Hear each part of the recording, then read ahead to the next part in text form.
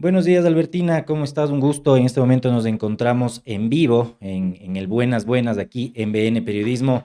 Mil disculpas por la espera, pero ya, pues estos temas de los apagones nos tienen un poquito complicados como a todos. Bienvenida, Albertina, un gusto. Claro que sí, un gusto compartir con ustedes y la audiencia. Estamos acá para conversar sobre comunicación. Me parece que es lo más importante a propósito de todo lo que está pasando en el Ecuador, en lo coyuntural y también en el tema de lo electoral. Pero primero quisiera comenzar, si nos puedes dar una opinión a propósito de lo que está pasando en el tema comunicacional desde el gobierno, a propósito de cómo se ha comunicado el tema de los apagones y cómo lo están manejando con la ciudadanía.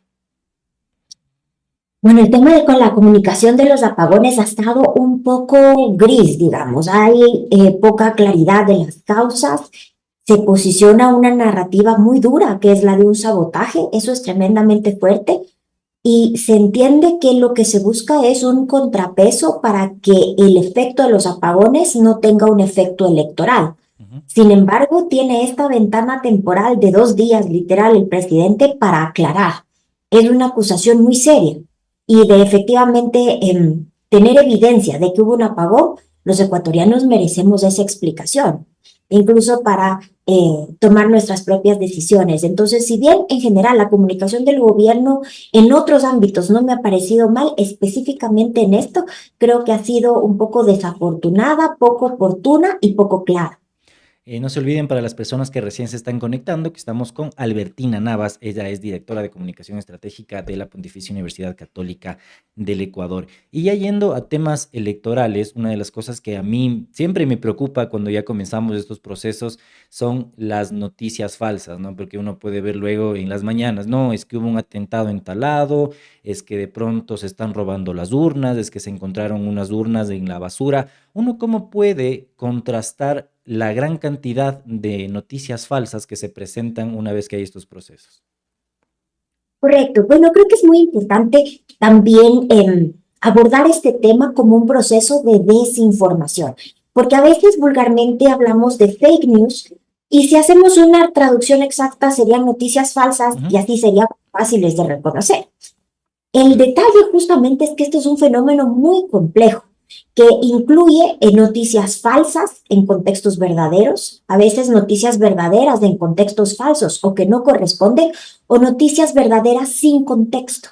Es decir, es cualquier tipo de manipulación de alguno de los elementos informativos para tratar de inducir a la audiencia a una conclusión no válida. Ok. Entonces, teniendo esa previsión, tenemos que aproximarnos a todo el volumen enorme de noticias que hay en un proceso electoral, sabiendo que va a haber noticias falsas y también noticias falsas con mucha apariencia de verdaderas, es decir, con mucha verosimilitud.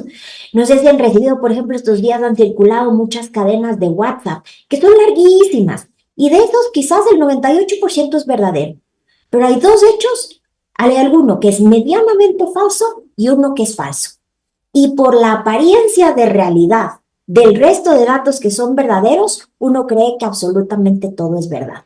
Entonces creo que la primera previsión que tenemos que tener es saber que estamos frente a un proceso de desinformación donde hay muchos matices y por eso justamente es más difícil reconocer la falsedad de la veracidad. Entonces, si entendí bien, más o menos como que habría diferentes escalas en el tema de la desinformación y de las noticias falsas, porque claro, habrá noticias que la mitad sea verdad y la mitad no, ¿no? Entonces también es de hecho, tiene digamos que una intención muy clara. ¿Y qué es lo que podrías recomendar, Albertina, a las personas que nos están viendo en este momento para que no caigan en este proceso de desinformación o en las noticias falsas? No sé si seguir a medios específicos, porque claro, ahora también se vuelve un poco complicado decir, bueno, sigan a medios oficiales, pero estos medios oficiales muchas veces hemos visto que también nos han mentido. Entonces, ¿cómo hacemos? ¿Qué opción nos queda? Correcto. Bueno, creo que hay varios niveles. Un nivel puede ser muy técnico, que para las personas que tengan mucha solvencia en el uso de aplicaciones, hay aplicaciones que permiten saber si una foto es falsa o ha sido alterada, si incluso un contenido ha sido realizado por inteligencia artificial, te da el dato de el porcentaje de probabilidad de que haya sido hecho por un humano o por una máquina, e incluso puede identificar deepfakes, es decir, videos que hayan sido alterados y que tengan un audio que parece corresponder a la realidad. Eso en la parte muy técnica y hay aplicaciones para confirmarlo todo.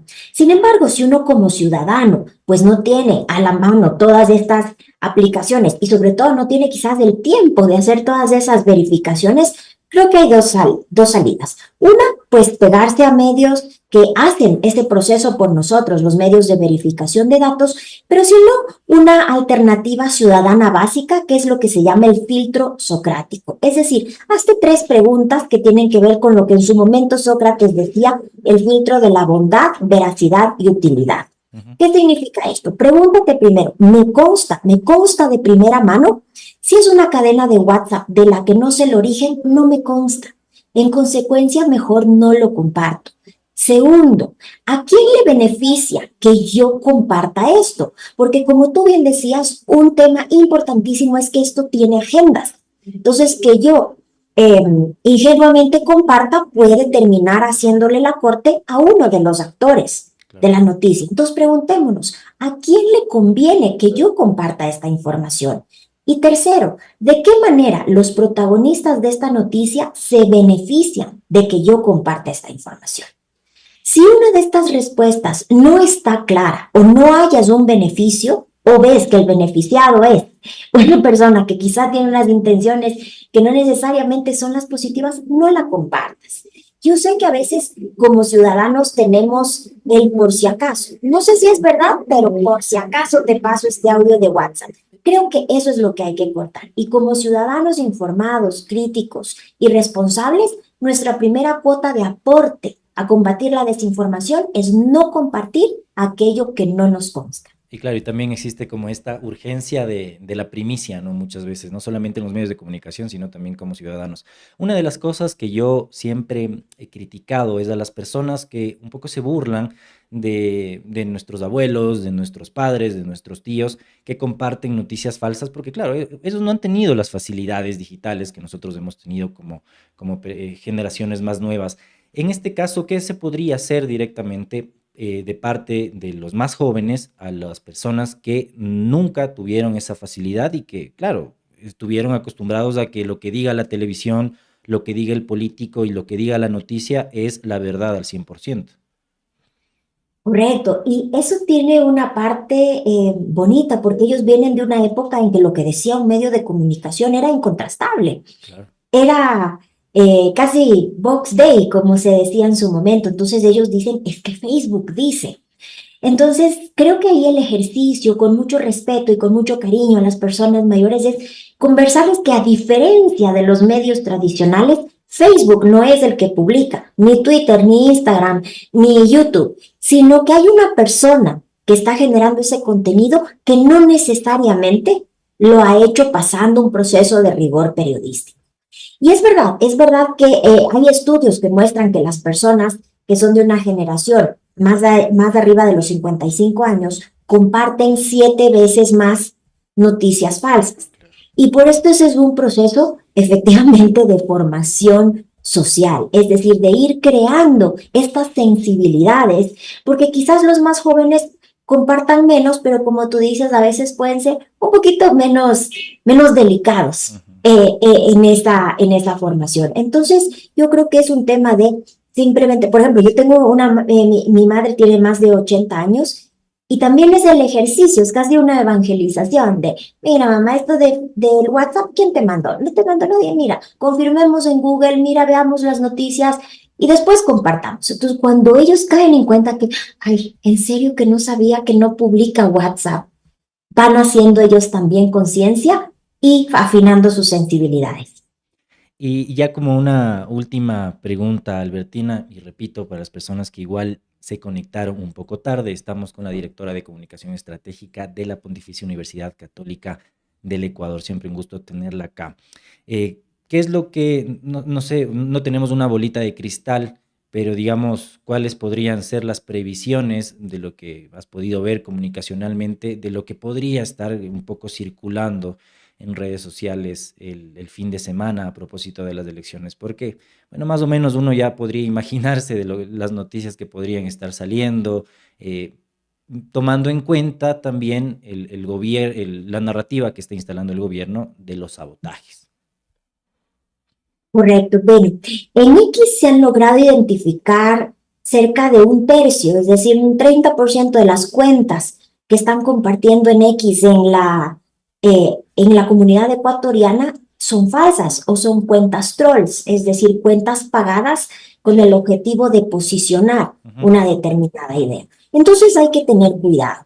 Algo muy fácil que yo he visto en procesos de desinformación que he venido estudiando es, fíjate en cuántos tweets hace una persona al día. Yo he logrado identificar hace una semana que hubo un mini proceso de desinformación a partir de una noticia. Había 15 personas que generaron todo el ruido informativo que casi generó una tendencia con más de 100 tweets al día.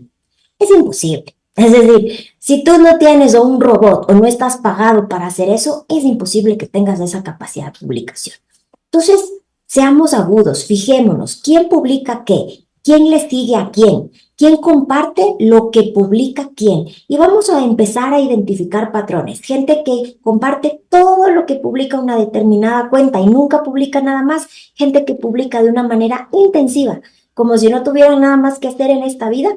Entonces, tengamos todas esas alertas Claro. para poder poner un filtro de veracidad, de bondad, de utilidad frente a esa información. Y si algo no nos consta, mejor no lo compartamos y dejemos que los periodistas y quienes están dedicados a este trabajo de hacerlo de manera profesional y rigurosa, nos orienten sobre qué informaciones pueden ser verdaderas o no en este contexto. Que también somos bastante propensos a caer en noticias falsas muchas veces porque, claro, creemos de que manejamos muy bien las tecnologías, pero ya como la inteligencia artificial avanza y muchas cosas también podemos caer en esto. Y ahora sí, la última, bastante breve, Albertina. ¿Qué opinas tú a propósito de esta intención, por ejemplo, de Elon Musk, también de otras aplicaciones, de otros gerentes de otras aplicaciones o dueños de estas empresas, de cobrar para que se eliminen los trolls de estas plataformas? Es una intención que ya lo ha dicho Elon Musk. Dicen, bueno, que han pensado de que se les pueda cobrar una mensualidad a los que usan X para que ya no hayan trolls.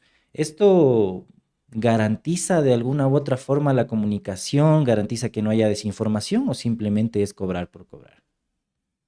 No, yo creo que es hacer negocio de la desinformación. Yo les dejo un dato. Busquen en Google un reportaje que se llama Net Centers, el negocio de la manipulación, de un periodista centroamericano que estudió 10 años de cómo funcionan los trolls en América Latina. Y básicamente identifica que detrás de estos troll centers, de estos net centers, hay presupuestos muy altos. Hay algunos que se mantienen con $350,000 al mes, habla, por ejemplo, este periodista. Entonces es un gran negocio. Entonces, si te empieza a costar, lo van a pagar. Es más, me parece que es más complicado porque el ciudadano queda más indefenso ante cuentas que por haber pagado van a estar supuestamente validadas. Es lo que Entonces, lo pasa en que este vas a momento en hacer es X, que todos están validados, ¿no?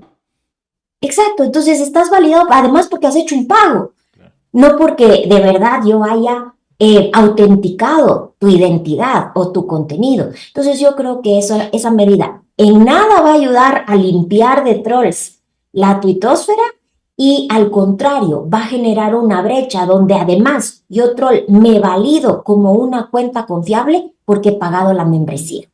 Me parecería terrible. Muchas gracias, Albertina, por la entrevista, por aceptar también este espacio. Creo que es muy valioso tener este tipo de comunicación y de conversaciones. Ya nos veremos en una próxima ocasión. Claro que sí.